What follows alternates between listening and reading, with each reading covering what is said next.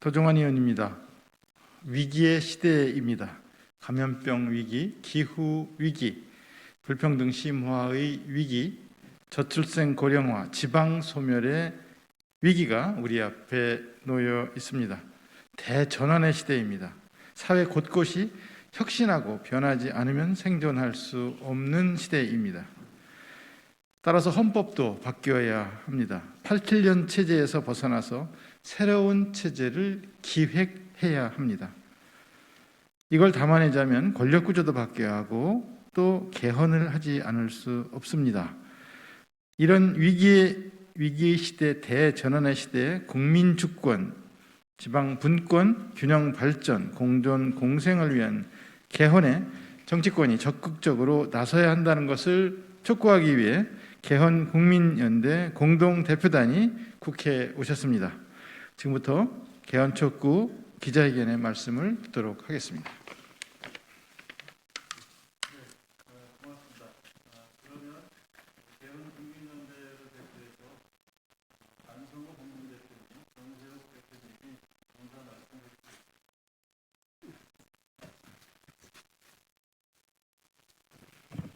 주십시오. 예.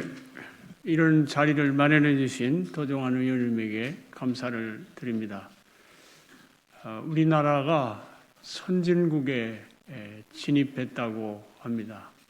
경제적으로 보면 세계 10위권으로 진입한 것이 분명합니다. 그런데 삶의 질의 측면에서 보면 OECD 국가 중에서 하위권에서 맴돌고 있습니다.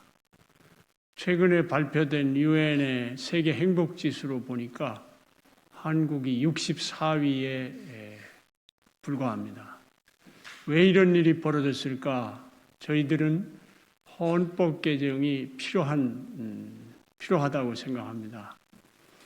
헌법은 우리의 삶을 항구적으로 규정하는 중대한 질서입니다. 이 질서를 바꾸지 않으면 우리 대한민국이 명실상부하게 삶의 질에 있어서도 행복도에 있어도 10위권으로 올라가는 것이 불가능하다고 생각합니다. 저희들은 오늘 특별히 이 자리를 마련하게 된 것은 우리 박병석 국회의장님은 강력하게 헌법 개정을 지금 주창하고 계십니다. 이것이 이번에 대선에서 대선 후보들께서 이 헌법 개정의 필요성을 인식하시고 또 약속을 해 주심으로써 이 헌법 개정에 진일보할 수 있다고 생각을 하고 애국하는 마음으로 저희들도 이 자리에 섰습니다.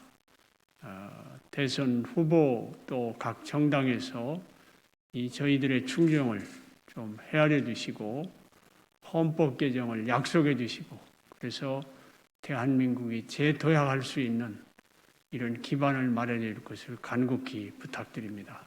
감사합니다.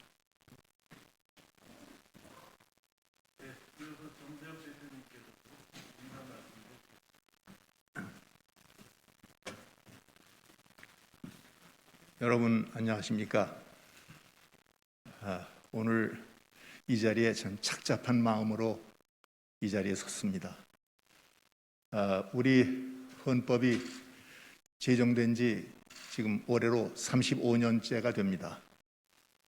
그런데 외국에서는 시대의 급속한 변화에 맞추어서 헌법 개정을 수시로 하고 있는데 우리는 지난 35년 동안 한 번도 헌법 개정을 하지 못해가지고 이것이 국가 발전과 삶의 질에 바탕이 되는 것이 아니라 이것을 오히려 가로막는 그러한 요인이 되고 있습니다. 아시다시피 우리 현행 헌법은 1987년에 그 당시에 군부와 또 대통령 직선제를 바라는 국민들의 염원이 타협을 해가지고 이루어진 헌법입니다. 대통령 직선제라는 국민들의 염원은 달성했지만 그 나머지 통치 구조라든지 권력 구조 그리고 지방 분권 이런 데서는 하나도 이루어진 것이 없습니다. 이것이 그런 상태로 5년을 끌어왔습니다. 더 이상은 도저히 지체할 수 없는 그런 상황입니다. 지금 권력 구조에 대해서도 그동안 많은 연구가 이루어졌습니다. 심지어는 이원 집정부제로 할 것이냐, 의원 내각제로 할 것이냐, 또는 현행 대통령제를 그대로 유지하되 재선을 한번 하는 그런 4년 중임제로 할 것이냐, 그런 문제를 비롯해서 여러 가지 논의가 이루어져 왔습니다. 또 지방분권 문제에 대해서는 그동안에 지방자치법을 여러 번 개정했지만 근본적으로 헌법의 틀에 묶여서 더 이상 지방분권을 할 수 없는 그런 상황입니다. 대한민국의 주권은 국민에게 있고 모든 권력은 국민으로부터 나온다, 이렇게 되어 있지만 사실상 이것은 명분일 뿐이고 국민 주권이라고 하면서도 헌법 개정안을 발의할 수 있는 그런 권한도 없습니다. 그래서 지금까지 바라만 보고 있는 겁니다. 그래서 이제는 더 이상 이것을 지체할 수 없기 때문에 국민 주권을 실현하는 그런 헌법 개정안, 지방 분권을 통해서 지방화 시대에 맞는 그런 지방이 주체가 돼서 국가의 지역 발전을 이끌어가는 그런 헌법 개정이 아주 절박한 상황입니다. 아무쪼록 정치권에서는 이제 더 이상 이것을 미루지 마시고 이번에 대선 후보들을 비롯해서 모든 정치권에서 공약으로 내세워주시고, 그리고 어느 분이 대선에서 당선되든 간에 헌법 개정을 충실히 추진해서 올해는 우리 헌법이 그야말로 국민주권적 헌법, 지방분권형 헌법으로 다시 태어날 수 있도록 해주시기를 간곡하게 부탁을 드립니다. 감사합니다. 수고하셨습니다. 이어서 세 분의 공동대표께서 오늘 기자회견을 나누겠습니다. 예, 앞에 두 분께서 좋은 말씀 해주셨기 때문에 저는 바로 이어서 그 개헌에 관한 선언문을 낭독하도록 하겠습니다. 개헌은 애국이다. 대선 후보와 정당은 즉각 개헌을 약속하고 대선 후 적극 추진하라. 20대 대선 후보들은 시대적 과제인 헌법 개혁을 통해 나라의 변형을 촉진하고 국민을 행복하게 만들 국가의 중장기 비전을 제시하고 선택받아야 한다. 헌법은 국민의 기본권과 국가의 통치 구조를 규율하는 국가의 기본법으로 국민의 삶과 행복, 국가와 지역의 발전 등에 엄청난 영향을 주고 있다. 그래서 현재의 시대적 상황을 반영해서 시대 정신과 미래의 가치를 헌법에 담아 국민의 권리를 확대하고 권력이 민주적으로 작동되도록 하여야 한다. 그러나 우리의 헌법은 1987년 개정돼 낡을 대로 낡은 데다가 대다수의 국민과 전문가뿐만 아니라 국회의원들까지 개헌을 해야 한다고 생각하고 있지만 개헌의 권한을 가지고 있는 국회와 정치권이 당리당략에 매몰돼 단 한 줄도 고치지 못하고 있다.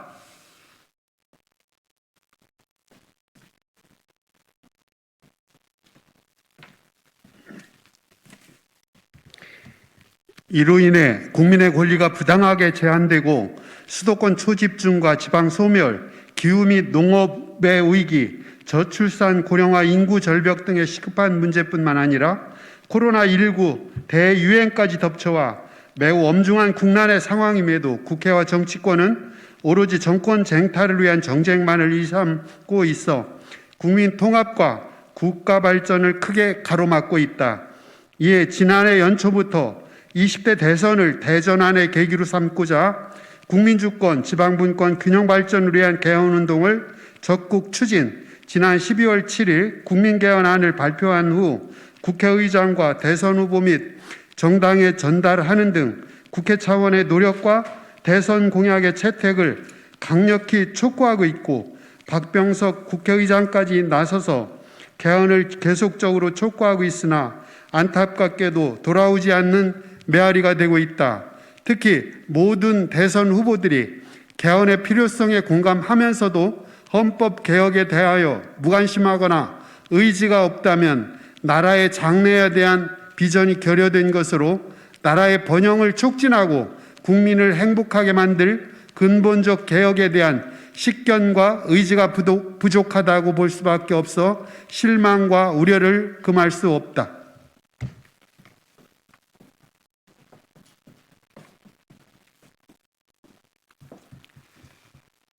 따라서 우리는 더 이상 인내할 수 없어 대선 후보와 국회 및 정치권의 즉각 개헌을 대선 공약으로 채택해 대선 후 적극 추진할 것을 강력히 촉구하면서 다음과 같이 요구한다.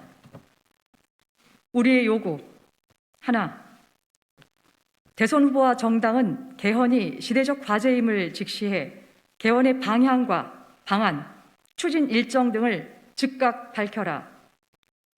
하나, 대선 후보와 정당은 우리가 발표한 국민 주권, 지방 분권, 균형 발전을 위한 국민 개헌안을 즉각 대선 공약으로 채택해 대선 후 적극 추진하라.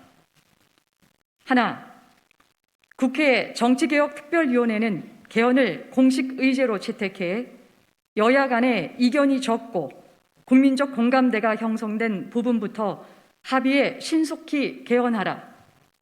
하나, 공영방송을 비롯한 모든 언론은 대선 후보와 정치권에 대한 과잉 보도를 즉각 중단하고 개헌 국민연대를 비롯한 국민의 목소리를 적극 보도하라. 2022년 1월 11일 국민주권, 지방분권, 균형 발전을 위한 개헌 국민연대.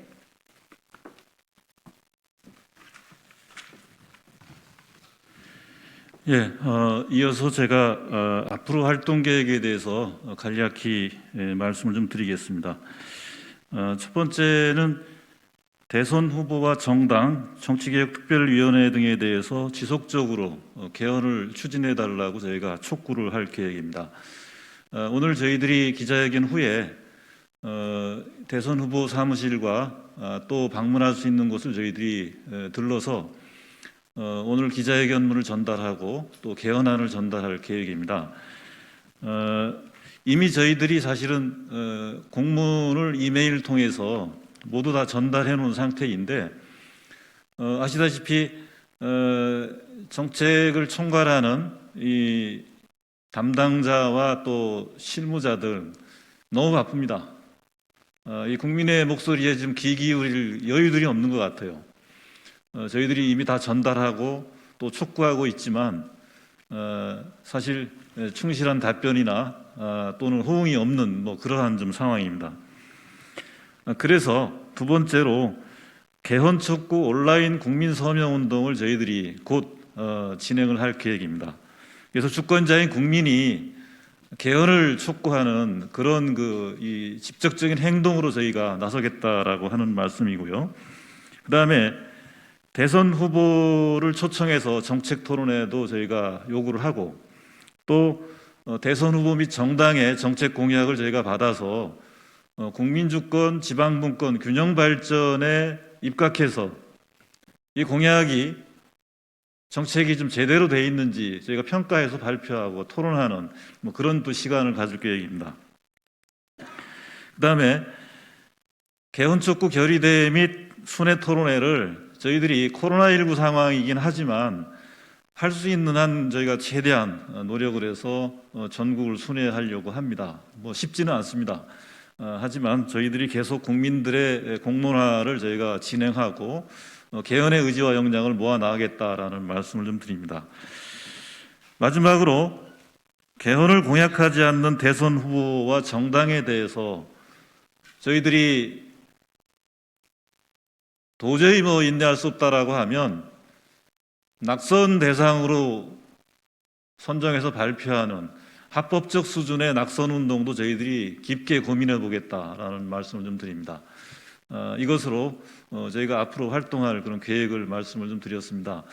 마무리 말씀을 좀 드리자면 현재 언론에 보도되는 이 상황을 좀 보면 대선 후보와 정치권에 대한 뉴스 그리고 코로나19에 대한 뉴스로 대부분을 다 채우고 있습니다. 이렇게 될 경우에 이번 대통령 선거는 국민의 목소리가 실종된 그런 선거가 될 수 있다라는 우려, 이런 것들이 심각합니다. 그래서 저희들은 대선 후보와 정치권에 대한 너무 과잉된 보도는 좀 이제 지양하고 국민의 목소리를 좀 많이 보도해 주실 것을 간곡히 부탁을 좀 드립니다. 이것으로 오늘 기자회견을 마치도록 하겠습니다. 저희가 별도의 인터뷰는 옆에서 저희가 하도록 이렇게 하겠습니다. 고맙습니다.